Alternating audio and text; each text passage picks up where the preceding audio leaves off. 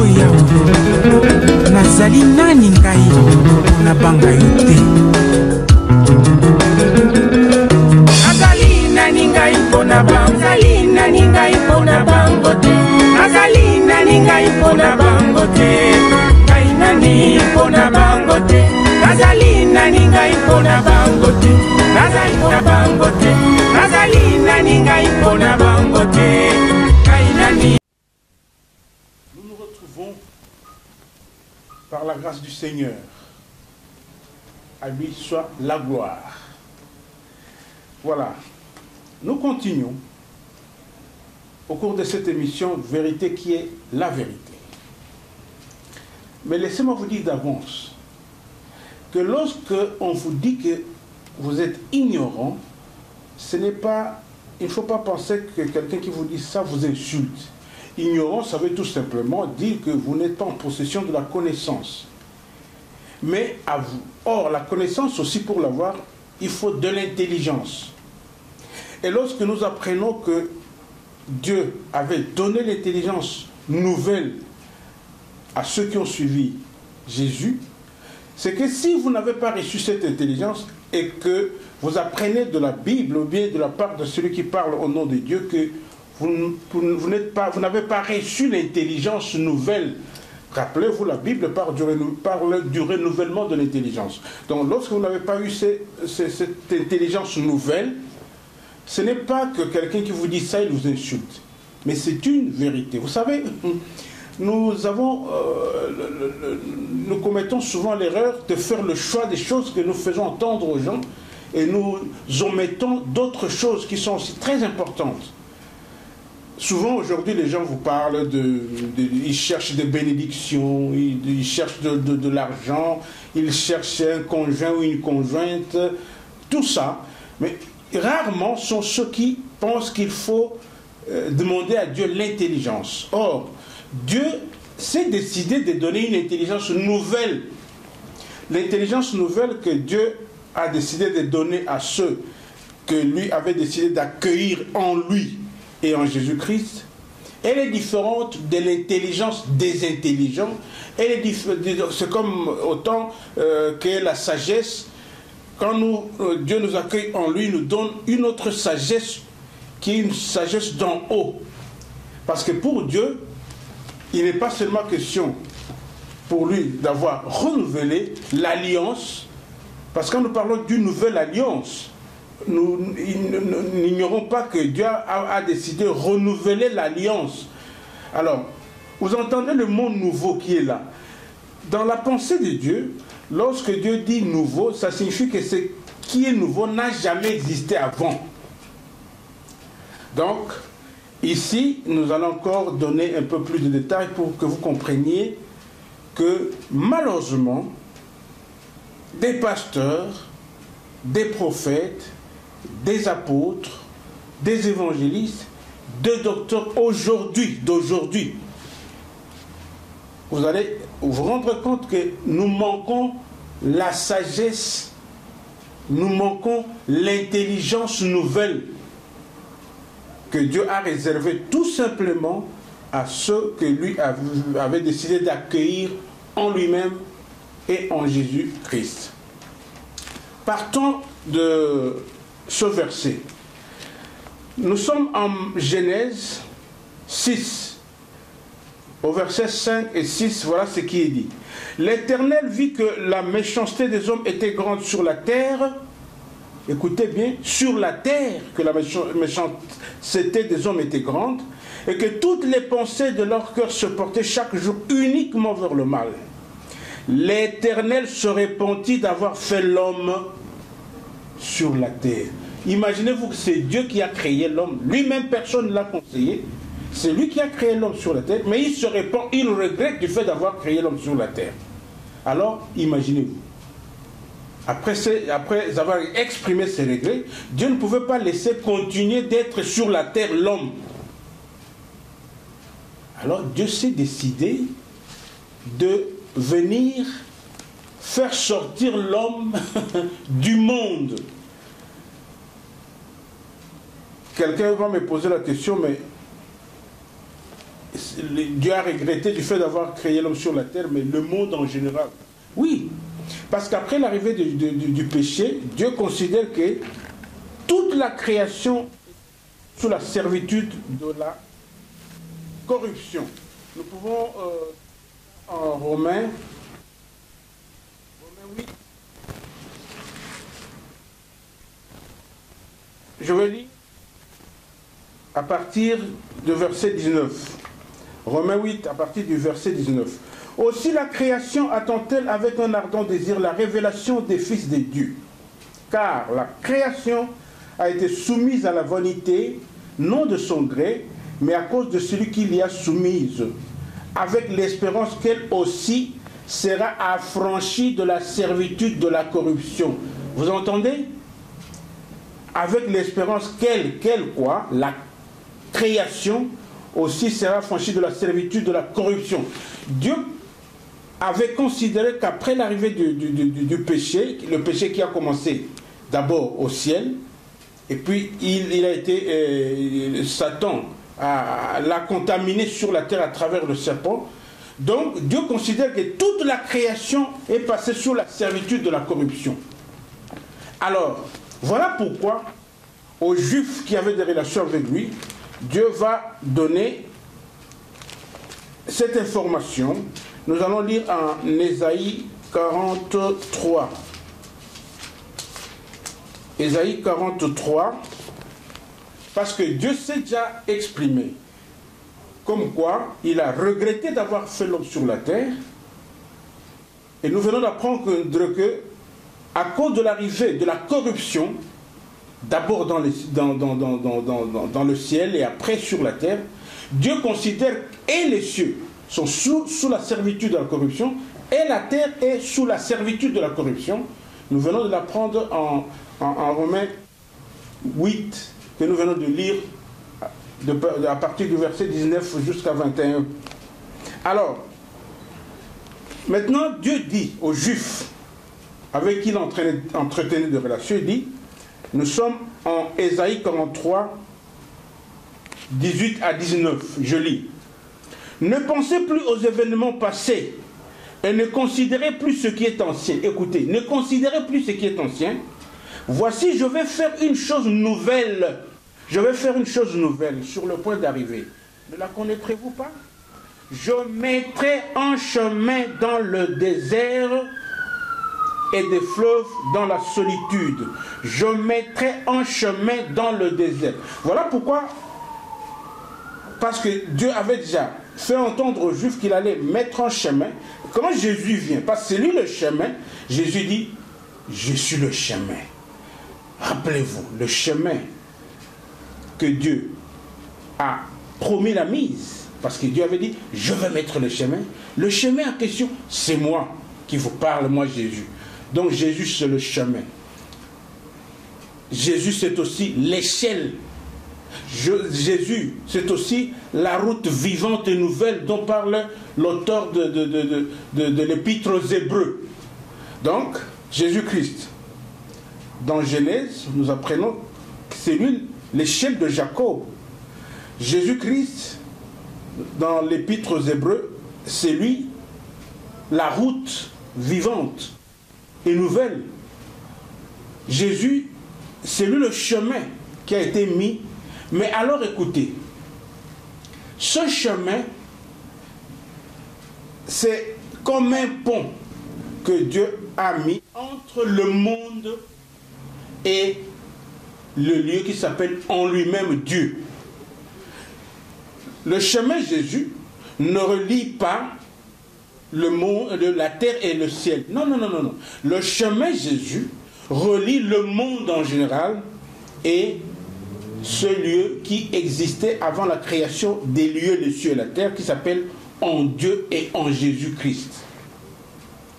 Je vais dire quelque chose sur Dieu en qui nous sommes censés être lorsque nous suivons Jésus. Dieu a une grandeur infinie. Alors imaginez-vous Dieu qui existait, avec Christ qui était avec lui, avant la création des cieux et de la terre. Donc, Dieu est tellement et d'une grandeur infinie. Alors, c'est que lorsque Dieu met le chemin Jésus et que nous le suivons, dès que nous le suivons, c'est pour que nous sortions du monde. Dès que nous sortons du monde, automatiquement, c'est en Dieu que nous entrons, c'est en Christ que nous entrons. Voilà. Mais alors, lorsque nous entrons en Dieu, lorsque nous entrons en Christ, qui est le lieu, je vais employer aujourd'hui le mot adresse, qui est une nouvelle adresse pour ceux qui sont sortis du monde, c'est-à-dire ceux dont l'adresse avant était le monde. En d'autres termes, j'ai dit, le monde ayant été l'ex-adresse pour ceux qui sont partis du monde pour entrer en Dieu. Alors, dès que vous entrez en Dieu, vous avez une nouvelle adresse. Nouvelle alliance, nouvelle intelligence, nouvelle adresse, nouvelle naissance, nouvelle créature. Donc, tout était devenu nouveau. Alors, dès que vous entrez en Dieu, en Christ, Dieu a prévu que dès qu'il nous reçoit en Dieu, en Christ, il nous donne une autre intelligence, entre autres. Entre autres, il nous donne une nouvelle intelligence. Parce que nous devons intégrer les lieux qui s'appellent en Dieu. Nous devons intégrer cette nouvelle adresse qui est en Dieu. Je vais dire quelque chose sur cette nouvelle adresse qui s'appelle en Dieu et en Jésus-Christ. Vous comprenez, lorsque nous partons d'un lieu, considérons même, considérons par exemple pour ceux qui pensent qu'il faut partir de la terre au ciel. Les cieux ne sont pas une personne. Vous pouvez partir de la terre, vous allez dans les cieux n'est pas une personne. Mais beaucoup de gens ne savent pas qu'en Dieu c'est au sein d'une personne. En Christ c'est au sein d'une personne. Donc lorsque Dieu vous accueille au sein de lui-même, lui en tant qu'une personne, il n'est pas possible que pendant que vous êtes au sein de cette personne, que vous y retrouviez une religion quelconque, que vous y retrouviez une certaine dénomination, que vous y retrouviez n'importe quelle chose ancienne parmi les choses anciennes que Dieu avait créées, qui étaient et qui continuent d'être dans ce monde. C'est ça la vérité. Donc lorsque nous sommes accueillis en Dieu, c'est que nous sommes accueillis, c'est une nouvelle adresse, et dans cette nouvelle adresse qui est unique en son genre, c'est au sein de la personne qui a créé. Et lorsque nous sommes accueillis par le Créateur au sein de lui-même, il n'y a pas de possibilité à une religion d'y être. Voilà pourquoi nous disons, même ceux qui ont pensé que nous nous retrouvons avec le christianisme, pourtant en tant que religion, non, c'est faux. Parce qu'au sein de Dieu, il n'y a que Dieu, il n'y a que Christ. Et nous qui entrons, qui sommes accueillis en Dieu, Dieu nous rend saints, Dieu nous rend purs, Dieu nous rend fidèles, Dieu nous rend parfaits. Quelle religion pour des parfaits que nous sommes censés être en Dieu? Quelle religion pour des saints que nous sommes censés être en Dieu? Nous. Et il n'y a pas de possibilité au sein de Dieu d'avoir des divisions, les uns Songolo, les autres Mpakala. Ça n'existe pas. Vous ne direz pas que Dieu n'a pas utilisé quelqu'un pour nous le dire. Pendant plusieurs siècles, faute d'avoir reçu la nouvelle intelligence pour comprendre ces choses, nous évoluons tout à fait hors de la vérité. La voie de la vérité, nous l'avons laissée, faute de n'avoir reçu l'intelligence. Donc le problème, c'est que c'est le manque d'intelligence nouvelle. Rappelez-vous, je vais lire un verset en Matthieu 22, je pense que ce serait Matthieu 22 au verset 29. Jésus dit ceci, c'est aux Sadducéens, aux Juifs qui étaient des Sadducéens qu'il parle. Il dit, Jésus leur répondit, vous êtes dans l'erreur parce que vous ne comprenez ni les Écritures ni la puissance de Dieu.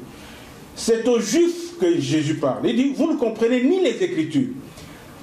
Beaucoup d'entre nous, faute de n'avoir compris ces choses, nous pensons que nous avons une intelligence avec laquelle nous sommes nés, une intelligence que nous cultivons, que nous recevons à travers nos études que nous faisons, même universitaires, non. Pour Dieu, beaucoup de gens ne savent pas, Dieu a fait ce que nous appelons dans un langage vulgaire, il a miné le terrain. Ça dit Dieu, si Dieu ne vous donne pas une nouvelle intelligence, vous pouvez lire la Bible, vous ne la comprendrez jamais.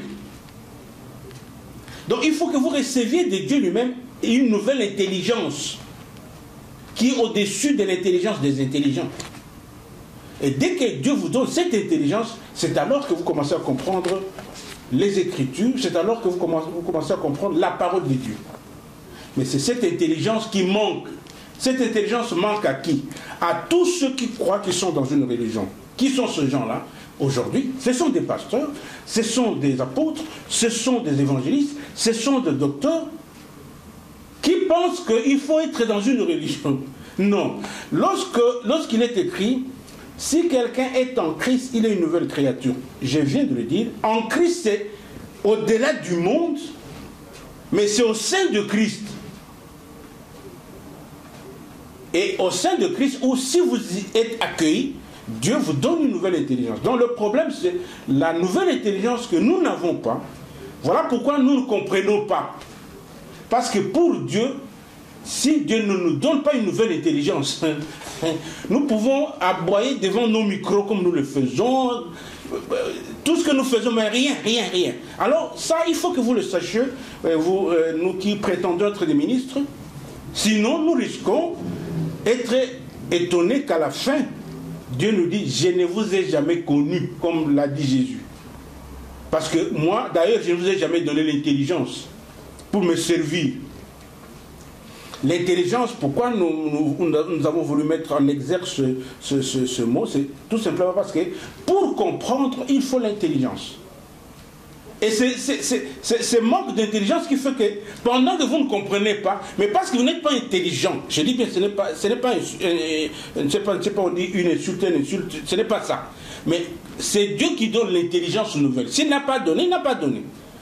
Ce qu'il faut retenir est que si nous avions reçu l'intelligence nouvelle, ce que nous aurions compris, c'est que Dieu a envoyé Jésus comme le chemin pour que lorsque nous le suivons, nous sortons du monde.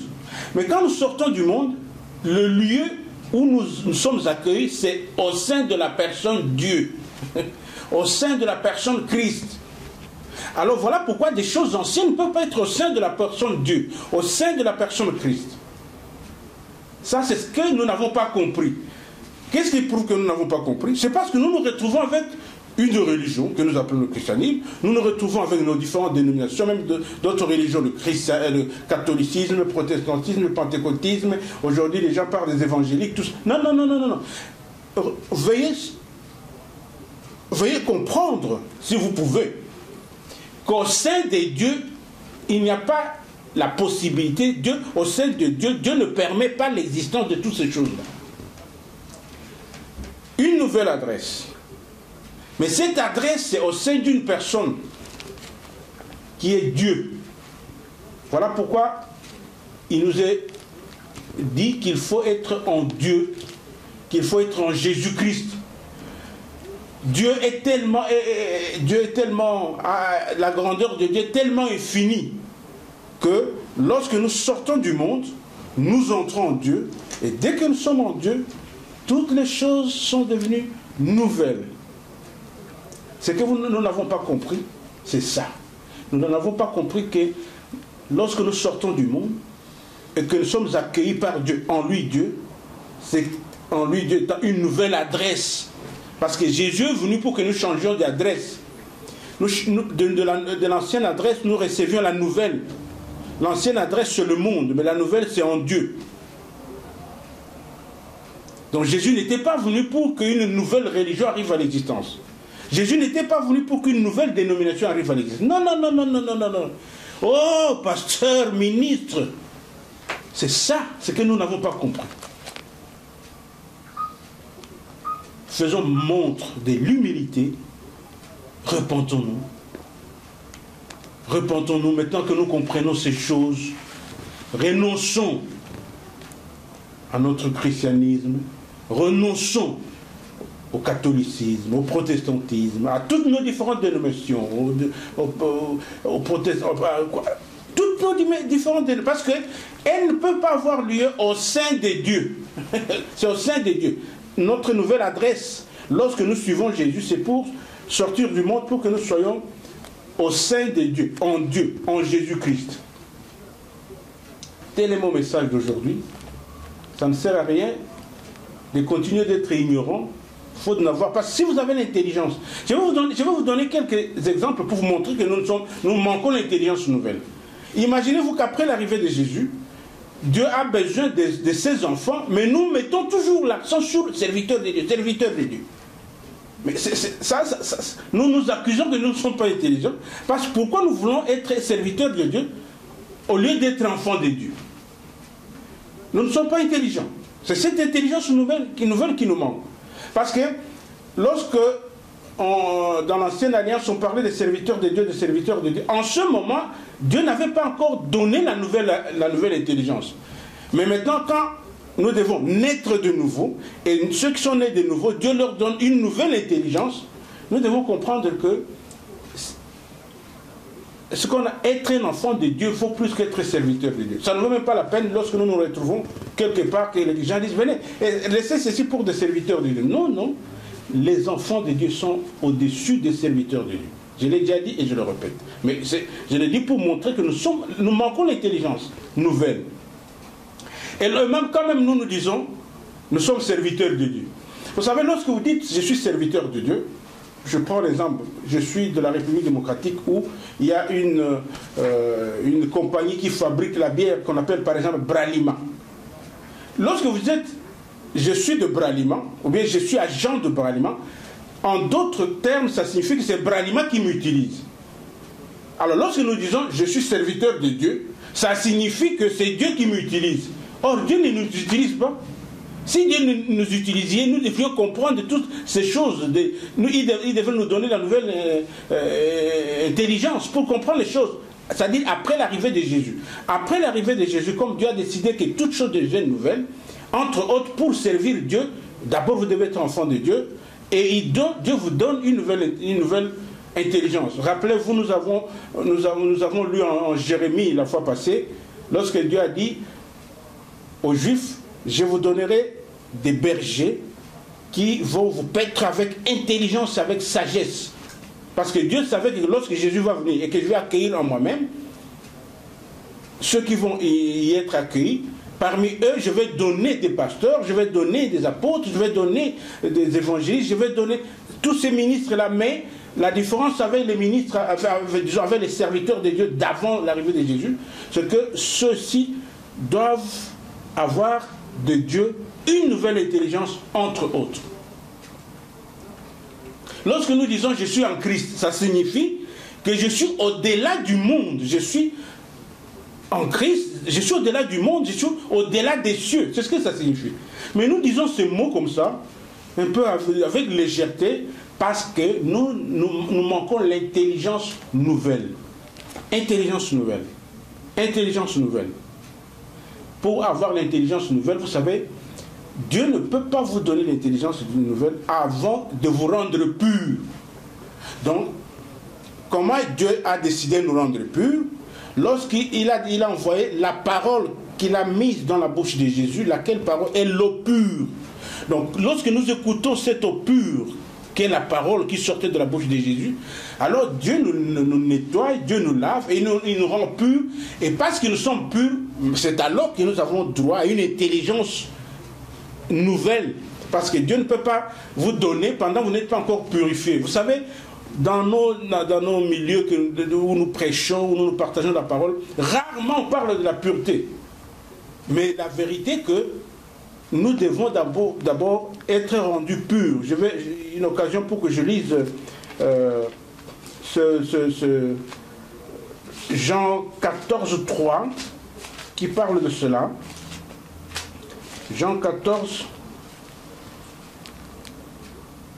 Qu'est-ce que je dis? Non, Jean 15 s'il vous plaît. Jean 15, 3. Jésus dit, déjà vous êtes purs à cause de la parole que je vous ai annoncée. Déjà, à cause de la parole que je vous ai annoncée, vous êtes purs. Donc maintenant, Dieu vous rend pur et après maintenant, il vous donne l'intelligence. Mais vous remarquez, nous ne cherchons même pas à être rendus purs, nous cherchons des bénédictions, la prospérité, nous faisons des délivrances, tout ça. Mais comment vous voulez que la personne n'est pas pure, mais vous voulez que Dieu lui donne toutes ces choses? Je ne vais pas aller au-delà de ce que j'ai prévu aujourd'hui. Je voulais tout simplement que nous partagions cette vérité, c'est que faute de n'avoir reçu de Dieu la nouvelle intelligence, nous continuons d'être pas tout à fait intelligents, c'est-à-dire pour prêcher la parole de Dieu, pour nous partager la parole de Dieu. Et alors, il y a trop d'ignorance, s'il vous plaît. Mais la solution, nous devons commencer par nous repentir et nous devons écouter la parole qui nous purifie, la parole qui est sortie de la bouche de Jésus, à laquelle nous n'avons rien ajouté et de laquelle nous n'avons rien soustrait. Acceptons nos repentirs. Que le Seigneur veuille bien être avec nous. Bye bye.